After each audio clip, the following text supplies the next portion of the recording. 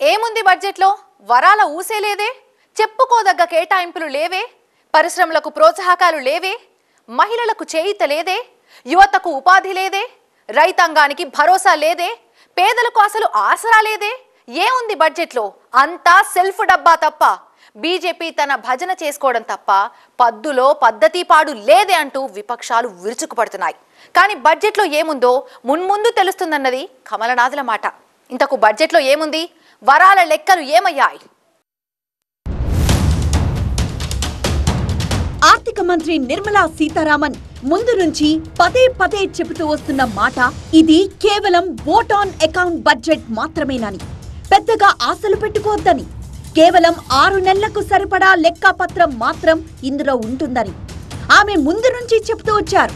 కానీ జనం ఆశాజీవులు కదా, వస్తోంది ఎన్నికల కాలం కదా, ఓట్లు రాల్చాలంటే కనీస వరాలు కురిపిస్తారన్న ఆశ కదా.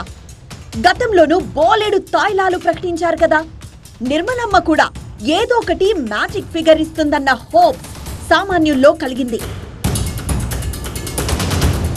అందుకే బడ్జెట్ 2024 అంచనాలను పెంచుకుంది.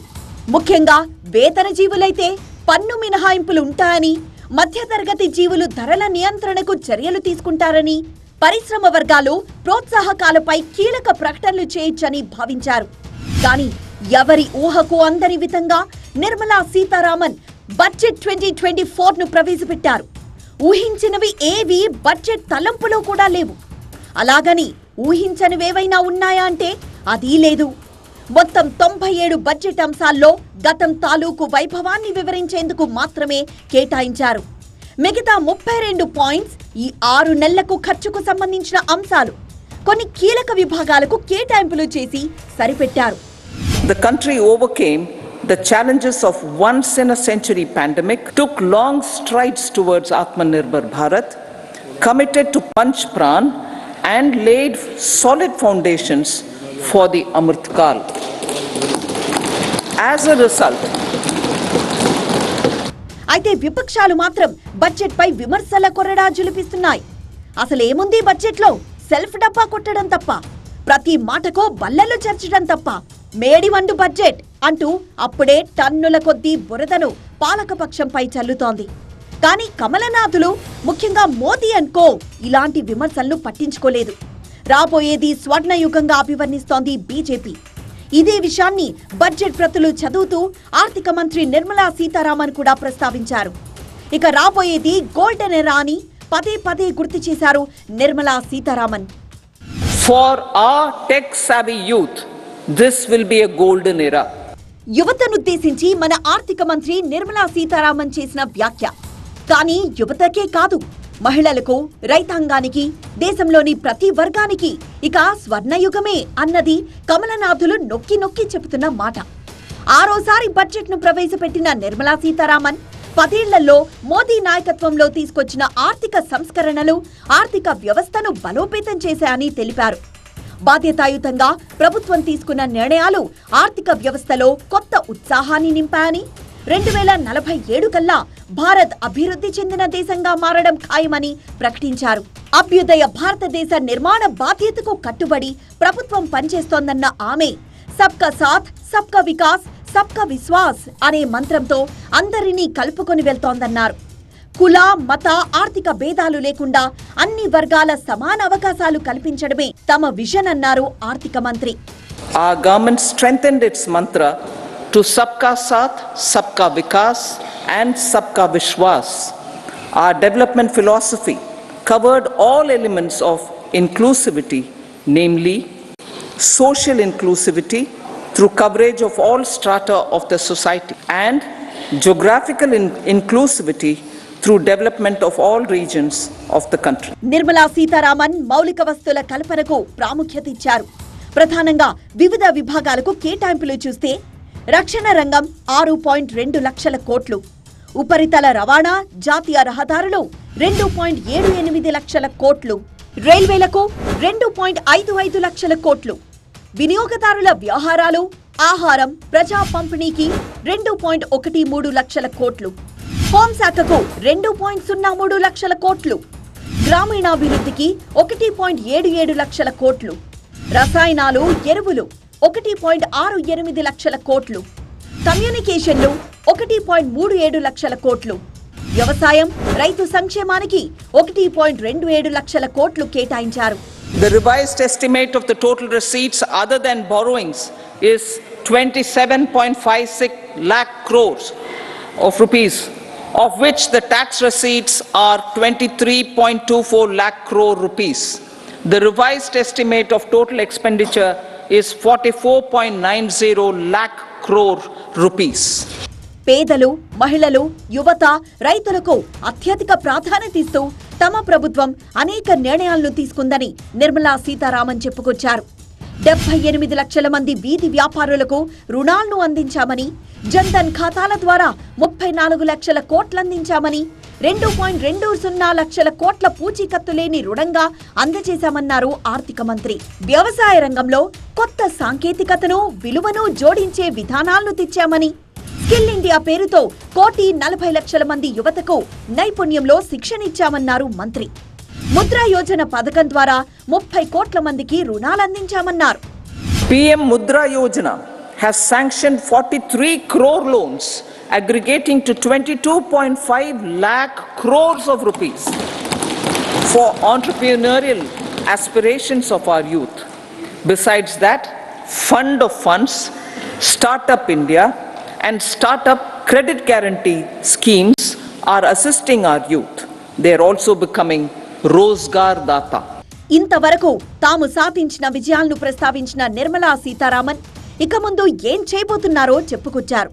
ఇందులో ముఖ్యమైనది PM ఆవాస్ యోజన. ఈ పథకం కింద రాబోయే 5 ఏళ్లలో మధ్యతరగతి కోసం నూతన గృహ నిర్మాణం విధానాన్ని తెస్తున్నామని మంత్రి తెలిపారు. బస్తీలు, అద్దె ఇళ్లలో ఉండే వారి సొంతింటి కలను నెరవేర్చడమే ఈ పథకం లక్ష్యం. కొత్తింటి నిర్మాణానికి, కొనుగోలుకు ప్రభుత్వం మద్దతిస్తుందన్నారు ఆర్థిక మంత్రి. రానున్న 5 ఏళ్లలో PM ఆవాస్ యోజన పథకం కింద 2 కోట్ల ఇళ్ల నిర్మాణాలను చేపట్టడమే లక్ష్యంగా పెట్టుకున్నారు. అలాగే ఉచిత విద్యుత్పై మరో కీలక ప్రకటన చేశారు. రూఫ్ టాప్ సోలార్ పాలసీ కింద 1 కోటి ఇళ్లకు 300 యూనిట్ల వరకు ఉచిత విద్యుత్ను అందిస్తున్నామని తెలిపారు. Our government will launch a scheme to help deserving sections of the middle class, and I quote from Honorable Prime Minister's words, living in rented houses or slums or chawls and unauthorized colonies, unquote, to buy or build their own houses. ఇక రైల్వేలకు కొత్త రూపిచ్చే ప్రయత్నం చేసింది కొత్త budget. దేశవ్యాప్తంగా railway వ్యవస్థను మెరుగుపరిచేందుకు, ప్రయాణికులకు సౌకర్యవంతమైన ప్రయాణాన్ని అందించేందుకు 40,000 సాధారణ బోగీలను వందే భారత్ ప్రమాణాలకు అనుగుణంగా మార్చేస్తున్నారు. దేశ ఆర్థికాభివృద్ధికి భారతీయ రైల్వే ఒక చోదక శక్తి అన్న ఆర్థిక మంత్రి ఆ శాఖను 3 ప్రధాన ఆర్థిక కారిడార్లుగా అభివృద్ధి చేయనున్నట్లు తెలిపారు. మొదటిది ఇంధన, ఖనిజాలు, సిమెంట్. రెండోది నౌకా అనుసంధాన కారిడార్. మూడోది ట్రాఫిక్ డెన్సిటీ కారిడార్ గా అనుసంధానించబోతున్నారు. అలాగే ప్యాసింజర్ రైళ్ల కార్యకలాపాలు మెరుగుపరిచి వేగవంతమైన, సురక్షితమైన రైలు సర్వీసులు అందుబాటులోకి తీసుకొచ్చేందుకు ప్రభుత్వం కట్టుబడి ఉందన్నారు ఆర్థిక మంత్రి. అలాగే తెలుగు రాష్ట్రాల్లో రైల్వేలకు సంబంధించి తెలంగాణలో రైల్వేల అభివృద్ధికి 5,071 కోట్లు ప్రకటించారు. ఎన్నికల టైంలో ఇంత సాదాసీదా బడ్జెటా? అధికార పార్టీకి ఓటానకోన్ బడ్జెట్ అంటే ఓట్లు కురిపించేందుకు దొరికిన వజ్రాయుధం. అలాంటిది మోదీ సర్కార్ కనీసం ఆ దిశగా ఆలోచించలేదు. కేవలం తామేం చేశామో చెప్పుకొచ్చింది. ఇక ముందు భారత్ భవిష్యత్తు ఎలా ఉంటుందో వివరించింది. ఆదాయం పెరిగింది, ప్రభుత్వ ఖర్చు తగ్గింది. ఇది ఇలాగే కొనసాగితే రాబోయే రోజుల్లో భారత్ నెంబర్ 1 కావటం సాధ్యమేగా. అయినా ఇది ఆశ్చర్యకరం, అనూహ్యమంటున్నారు ఆర్థిక నిపుణులు. ఎంత తాత్కాలిక బడ్జెట్ అయినా ఎన్నికలకి ముందు అధికార పార్టీ ప్యూర్ ఎకనామిక్ కంటెంట్ ను పక్కన పెట్టి పొలిటికల్ కంటెంట్ డామినేట్ చేసేలా బడ్జెట్ కు రూపకల్పన చేస్తాయి. ఓట్లు రాల్చే వరాలు కురిపించడమే పరమావధిగా గతంలో ప్రకటించిన బడ్జెట్ రూపురేఖలు చూశాం. ఓట్ ఆన్ అకౌంట్ బడ్జెట్ లో కూడా అనాదిగా ఇలాంటి ఓటు బ్యాంకు సంప్రదాయమే కొనసాగింది. కానీ తొలిసారిగా ఓటుకు బడ్జెట్ కు సంబంధం లేకుండా కేవలం 6 నెలల కాలానికి ఏం అవసరముందో, ఇంటరిమ్ బడ్జెట్ లో ఎలాంటి అంశాలు పొందుపర్చాలో, అవే అంశాలతో ఆర్థిక మంత్రి నిర్మలా సీతారామన్ బడ్జెట్ ప్రవేశపెట్టారన్నది ఆర్థిక నిపుణుల విశ్లేషణ. ఎక్కడా ఆకాశం విడిచి సాము చేయలేదు, ఎక్కడా వరాలు ప్రకటించి ప్రజల మూడ్ను డైవర్ట్ చేయలేదు, ఎక్కడా అంకెల గారడీ ప్రదర్శించి అరచేతిలో స్వర్గం చూపించే ప్రయత్నం అస్సలు చేయలేదు. ఈ 10 ఏళ్లలో ఏం సాధించామో అంకెలతో సహా వివరించే ప్రయత్నం జరిగింది. महिला और किसान सभी को एम्पावर करेगा. निर्मला जी का ये बजट देश के भविष्य के निर्माण का बजट है. इस बजट में 2047 के विकसित भारत की नींव को मजबूत करने की गारंटी है. ఈ 10 ఏళ్లలో భారత్ ప్రగతి సాధించిన వృద్ధిని ప్రస్తావిస్తూ ఇక ముందు భారత్ ఎలాంటి డెవలప్మెంట్ ను చూపించబోతోందో చెప్పుకొచ్చారు ఆర్థిక మంత్రి. లాల్ బహదూర్ శాస్త్రి విధానం జై జవాన్ జై కిసాన్ అయితే అదే నినాదాన్ని వాజ్పేయి ప్రభుత్వం కంటిన్యూ చేస్తూ జై జవాన్ జై కిసాన్ జై విజ్ఞాన్ గా చాటారని, ఇప్పుడు మోదీ ప్రభుత్వం దానికి కొనసాగింపుగా జై జవాన్ జై కిసాన్ జై విజ్ఞాన్ తో పాటు జై అనుసంధాన్ లక్ష్యంగా పాలన సాగించారన్నారు నిర్మలా సీతారామన్. అంతేకాదు జీడీపీకి కొత్త అర్థం కూడా ఇచ్చారు నిర్మలా మేడం. జి అంటే గవర్నెన్స్, డి అంటే డెవలప్మెంట్, పి అంటే పర్ఫార్మెన్స్ అని అభివర్ణించారు. దేశ జీడీపీ ఏం సాధించిందో అది మాత్రమే బడ్జెట్లో పొందుపరిచామని, దేశంలో ఆదాయం 50% పెరిగిందని, వరుసగా 3 ఏళ్లు 7% అభివృద్ధి రేటు సాధించినట్లు ఆర్థిక మంత్రి చెప్పారు. G20లో వేగంగా అభివృద్ధి చెందుతున్న దేశాల్లో భారతే ముందుందని ఆమె గుర్తు చేశారు. ద్రవ్యలోటును గతంలో ఎన్నడూ లేని విధంగా 4.5% తగ్గించాలని నిర్ణయించుకున్నామని, అలాగే ద్రవ్యోల్బణ లోటును తగ్గించుకుంటూ వస్తున్నామన్నారు నిర్మలా మేడం. కానీ ఎన్నికల సమయంలో ఒక పేద దేశంలో, ఇంత సంక్లిష్టమైన దేశంలో ఒక ప్రభుత్వం ఇంత ధైర్యంగా చేస్తోందంటే 3 విషయాలు మనం గమనించాలి. ఒకటి, ఆ ప్రభుత్వానికి ఆత్మవిశ్వాసం అన్నది. మేము ఈ 9-9.5 ఏళ్లలో చాలా చేశాము, ఫలితాలు సాధించాము. దీర్ఘకాలిక అభివృద్ధి ముఖ్యం తప్ప ఎన్నికల కోసం జనానికి గేలం వేసి ఆర్థిక వ్యవస్థను కొల్లబడటం మంచిది కాదు అన్నటువంటి ఒక సంకల్పం అన్నది. ప్రతి బడ్జెట్ కూడా మనం గారడీలు చేయకూడదు. ఆర్థిక స్థిరత్వం ఉండాలి దేశంలో. అలా ఉండాలంటే ప్రతి బడ్జెట్లో గందరగోళం చేసినట్టయితే ప్రపంచానికి కానీ మన దేశ ప్రజలకు కానీ ఆర్థిక స్థిరత్వం కావాలి అన్నటువంటి సంకల్పం కూడా ఉండదు. ఈ మూర్తికి ప్రభుత్వాన్ని మనసారా అభినందించాలి. అంతేకాదు ఈ బడ్జెట్లో కొన్ని లక్ష్యాల్ని కూడా నిర్దేశించుకుంది ప్రభుత్వం. అందులో ముఖ్యంగా పర్యాటక రంగంపై దృష్టి పెట్టింది. అందులో మొదటిది లక్షద్వీప్. ఇటీవలే భారత ప్రధాని లక్షద్వీప్లో పర్యటించి టూరిజం పరంగా మరింత అభివృద్ధికి కట్టుబడి ఉన్నామని అక్కడి స్థానికులకు హామీ ఇచ్చారు. అందుకు అనుగుణంగా బడ్జెట్లో లక్షద్వీప్కు ప్రాధాన్యత ఇచ్చారు ఆర్థిక మంత్రి. అంతేకాదు మాల్దీవుల మంత్రులు ప్రధాని మోదీ లక్షద్వీప్ పర్యటనను ఎంత హేళనగా చూశారో, తర్వాత ఆ దేశం ఎంత భారీ మూల్యం చెల్లించుకుందో చూశాం. భారత పర్యాటకులు ఇప్పుడు మాల్దీవులను బాయ్కాట్ చేసి లక్షద్వీప్లకు ప్రిఫరెన్స్ ఇస్తున్నారు. అందుకే అక్కడ మౌలిక వసతుల రూపకల్పనకు అధిక ప్రాధాన్యత ఇవ్వాలని కేంద్రం భావిస్తోంది. అలాగే భారత్లోని 60 చోట్ల నిర్వహించిన G20 సమావేశాలు ఇక్కడి వైవిధ్యాన్ని ప్రపంచ పర్యాటకులకు తెలియజేశాయి. మన ఆర్థిక శక్తితో దేశాన్ని వ్యాపారాలకు కేంద్రంగా చేయడంతో పాటు కాన్ఫరెన్స్ టూరిజాన్ని ఆకర్షించేలా కార్యాచరణ సిద్ధం చేయబోతోంది కేంద్ర ప్రభుత్వం. అంతేకాదు మధ్యతరగతి వర్గాలు ఇప్పుడు ప్రయాణాలకు, కొత్త ప్రాంతాల అన్వేషణలకు ఉత్సాహంగా ఉన్నాయి. ఆధ్యాత్మిక పర్యాటకం కారణంగా స్థానిక వ్యాపారాలకు అద్భుతమైన అవకాశాలు లభిస్తాయి. ఆకర్షణీయమైన ప్రదేశాలను సమగ్రంగా అభివృద్ధి చేసేలా రాష్ట్రాలను ప్రోత్సహిస్తాం. వాటిని ప్రపంచ స్థాయిలో బ్రాండింగ్, మార్కెటింగ్ చేస్తామని ఆర్థిక మంత్రి ప్రకటించారు. లక్షద్వీప్ ప్రాంతాన్ని ప్రపంచ పర్యాటక హబ్గా తీర్చిదిద్దాలని కేంద్రం ఎప్పటినుంచో భావిస్తోంది. తాజా వివాదం ప్రజల భావోద్వేగాలను బలంగా ప్రభావితం చేసింది. దేశం మొత్తాన్ని ఏకతాటిపైకి తెచ్చింది. దీంతో ప్రభుత్వం కూడా ఎన్నికలకు ముందు ఈ దిశగా ప్రయత్నాలు వేగవంతం చేయడం విశేషం. ఇంకా ఉపాధిపైన బడ్జెట్ ఫోకస్ పెట్టింది. కొత్తగా 55 లక్షల ఉపాధి అవకాశాలను కల్పించేలా 5 ఇంటిగ్రేటెడ్ ఆక్వా పార్క్లను ఏర్పాటు చేయనున్నారు. అలాగే మహిళల సాధికారత కోసం కేంద్ర ప్రభుత్వం గత బడ్జెట్లో మహిళా సమ్మాన్ సేవింగ్స్ సర్టిఫికేట్ పథకాన్ని ప్రవేశపెట్టింది. ఈ పథకం మార్చి 2025 వరకు అందుబాటులో ఉంటుంది. గరిష్టంగా 2 లక్షలను మహిళలు, బాలికల పేరిట 7% వడ్డీ రేటుతో 2 ఏళ్ల పాటు డిపాజిట్ చేసుకునేందుకు వీలుంటుంది. ఇక అగ్రిటెక్ ఆధారిత అగ్రి స్టార్టప్లను ప్రోత్సహించేందుకు, అభివృద్ధి చేయడానికి దేశంలోని 63,000 ప్రాథమిక వ్యవసాయ పరపతి సంఘాలను 2,516 కోట్లతో కంప్యూటరీకరించనున్నారు.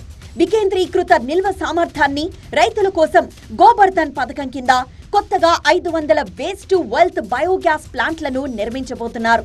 ఇందుకోసం 10,000 కోట్ల రూపాయలు కేటాయించారు. ఈజీఎస్ పథకానికి 25,000 కోట్ల బడ్జెట్ను ప్రకటించారు.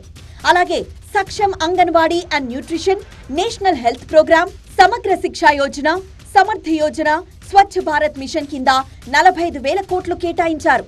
వచ్చే 3 ఏళ్లలో 1 కోటి మంది రైతులు సేంద్రియ వ్యవసాయం చేసేందుకు వీలుగా 10,000 బయో ఇన్పుట్ రిసోర్స్ సెంటర్లను ఏర్పాటు కానున్నాయి. ఇలా దీర్ఘకాలిక ప్రయోజనాలను దృష్టిలో పెట్టుకుని నిర్మలా సీతారామన్ బడ్జెట్ ప్రతులను ప్రవేశపెట్టారు. కానీ విపక్షాలు మాత్రం బడ్జెట్ అంతా కమలనాథుల సెల్ఫ్ డబ్బాగా ఉంది తప్పితే ఎక్కడా ప్రజలకు మేలు చేసే బడ్జెట్ కాదని చెప్పుకొస్తున్నారు. గంట సేపు ఆర్థిక మంత్రి ప్రసంగంలో సొంత ఇమేజ్ ను బిల్డ్ చేసుకునే ప్రయత్నం జరిగింది తప్ప స్ట్రాటజికల్ గా తామిది చేయబోతున్నాం, ఈ వర్గానికి ఇంత చేశాం, ఇప్పుడు ఇది చేయబోతున్నాం అని ఎక్కడా క్లియర్ గా మెన్షన్ చేయలేదంటున్నారు. రూపాయి పోకలో రూపాయి రాక చెప్పాము 34% బారోయింగ్స్. రూపాయి పోకలో ఇంట్రెస్ట్ పేమెంట్కే 20%, ఇంట్రెస్ట్ పేమెంట్కే 20% ఇస్తున్నాం. కాబట్టి రూపాయి పోక కాడ వచ్చేసి ఆడ పెద్దగా చేసింది ఏం లేదు. కాబట్టి రూపాయి రాక జాగ్రత్త పడలేదు, రూపాయి పోక కాడ వచ్చేసి జాగ్రత్త ఏం లేదు. ఏదో పదాల గారడి వాడినారు. ఆంధ్రప్రదేశ్కు అన్యాయం జరిగింది.